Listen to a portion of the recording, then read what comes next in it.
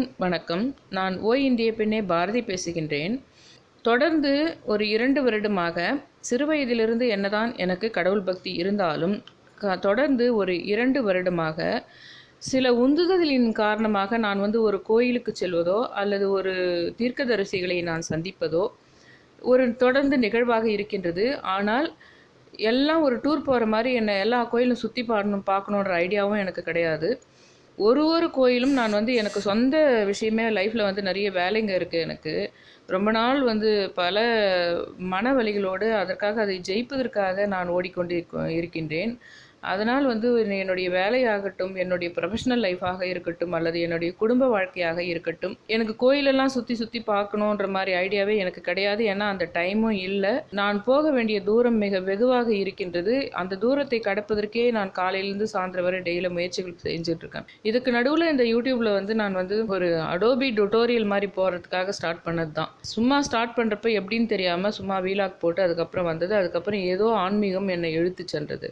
அப்போது அந்த ஆன்மீகம் என்னை இழுத்து சென்ற முதல் கோயிலாக நான் உங்களுக்கு எல்லாம் சொன்ன அந்த நாப்லூர் கோயில் தான் இருந்தது. அது ஏதோ ஒரு உந்துதல் ஏற்பட்டிருக்கும். ஒன்று கனவுலாவது வந்திருக்கும், இல்லை யாராவது சொல்லி இந்த நாளுக்குள் நான் அங்கே சென்று, எப்படி சாதாரணமாக நிறைய பேர் நிறைய வெளியூருக்கு போகிறதும் வரதுமா இருப்பாங்க, நிறைய ஃபன்காக போவாங்க, இல்லை கடவுளுக்காக போவாங்க, இல்லை ஊர் சுற்றுறது, நிறைய அவங்க ஃபேமிலியிலே நிறைய அந்த மாதிரி ட்ராவல் போகிறது, டூர் போகிறது பழக்கமாக இருக்கும். கோயில்களுக்கு அப்படி கிடையவே கிடையாது. எனக்கு அம்மா வீட்டு சைடும் சரி, என்னுடைய மாமியார் வீட்டு சைடும் சரி, அந்த மாதிரியெல்லாம் ஒரு யாத்திரைகளாக சாமி கும்பிட்றதுக்காகன்றது போகிறதோ இல்லை ஃபன்காக போகிறதோ கூட எந்த ஒரு பழக்கமும் கிடையாது. ஆனால் இந்த நாப்லூர் கோயிலிருந்து எனக்கு ஆரம்பித்ததே எப்படி ஆரம்பிச்சதுன்னா, இதுக்குள்ளே நான் அந்த இடத்துக்கு போய் சேரணுன்றது எனக்கு முன்னாடியே ஹிண்ட் மாதிரி வந்துடும்.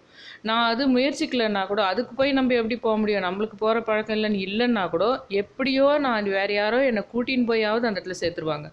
இப்படி கடந்த 2 வருடமாக எனக்கு நடந்துட்டுருக்கு. அந்த மாதிரி தான் நான் ஒரு இடமும் போகிறேன். அதுக்கப்புறமும் நான் சொன்னேன் உங்ககிட்ட ஒரு நாள், அந்த தான் தோன்றி ருத்ரஸ்ரீ சாய்பாபா கிட்ட போகும்போது கூட ஒரு கோரக்க சித்தர் நான் என்னுடைய சித்தர் அதுன்றதுனால நான் காலையிலேருந்து சொல்லிகிட்டே இருந்தேன். அப்புறம் மறுநாள் வேறு ஒரு சித்தர் பேர் மாறி போச்சு. அதனால் அந்த சித்தர் பேரில் இருக்கிற அந்த இடத்துக்கு நான் அந்த மறுநாளைக்குள்ளே, நான் இன்றைக்கி நினைக்கிறேன் மறுநாளைக்குள்ளே நான் அந்த கோயிலுக்கே போயிட்டு வந்துடுறேன். அதன்படி நான் ஒரு 2 நாளைக்கு முன்னாடி, அதாவது சிவராத்திரிக்கு முன்னாடி நாள் நான் திருவண்ணாமலைக்கு போனேன். அதுவும் ஒரு உந்துதல் தான். அதை பற்றி பெருசாக டீட்டெயிலாக பேச வேண்டியதாக இருக்குது. நான் எதுக்காக போனேன், ஏன் போனேன்றதெல்லாம் நான் இன்னொரு வீடியோவில் போடுறேன். நான் அந்த திருவண்ணாமலை போயிட்டு வந்துட்டு இங்கே ஃபுல் அண்ட் ஃபுல் அந்த சிவராத்திரி, அந்த ஃபாஸ்டிங்கு, அதுங்கெல்லாம் என் லைஃப்லேயே அப்படி ஒரு ஃபாஸ்டிங், அப்படி ஒரு அந்த முறைகள். மறுநாள் காலையில் போயிட்டு ஒரு இடத்துல ஓப்பன் ஸ்பேஸில் உட்காந்துட்டு மறுபடியும் மறுநாள் காலையில் வந்துட்டு சாமிக்கு நிவேதனம் வச்சுட்டு அந்த மாதிரி உங்களுக்கு பக்காவாக நான் அதை ஃபாலோ பண்ணி முடித்த பின்னாடி எனக்கு மறுபடியும் இந்த ஒரு உந்துதல் வந்தது. அதாவது பாலமுருகன் கோயிலினுடைய பெருமைகளையும் பார்த்துருப்பீங்க.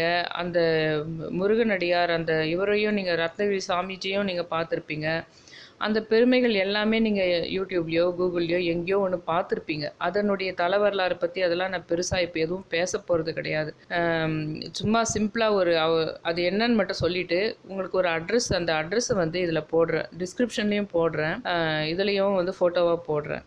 அந்த அட்ரஸ்க்கு நீங்கள் ஒரு கவரில் ஒரே ஒரு 100 ருபீஸோ இல்லை அதுக்கு மேலேயோ, குறைந்தது ஒரு 100 ருபீஸ் அதில் வச்சுட்டு, அதில் ஓம் அப்படின்னு சொல்லிட்டு, ஓம் எப்பவுமே நம்ம போட்டு, அதாவது ஓன்னு சொல்லிட்டு போட்டுட்டு அது உள்ளேயே இம் வர மாதிரி போடுவாங்களா, அந்த டைப்பில் ஓம் போட்டுட்டு உங்களுக்கு இருக்கிற மன கஷ்டங்களை நீங்கள் சொல்லி அதை நீங்கள் போஸ்ட் பண்ணிவிடுங்க. 100 ரூபாய் வச்சுட்டு அதில் யாருக்கெல்லாம் எவ்வளோ தூரம், அதாவது அந்த நீங்கள் போஸ்ட் பண்ணதிலிருந்து அடுத்த 3 மாதத்துக்குள் நீங்கள் கேட்ட விஷயம் நியாயமான வேண்டுதல்களாக இருக்க வேண்டும்.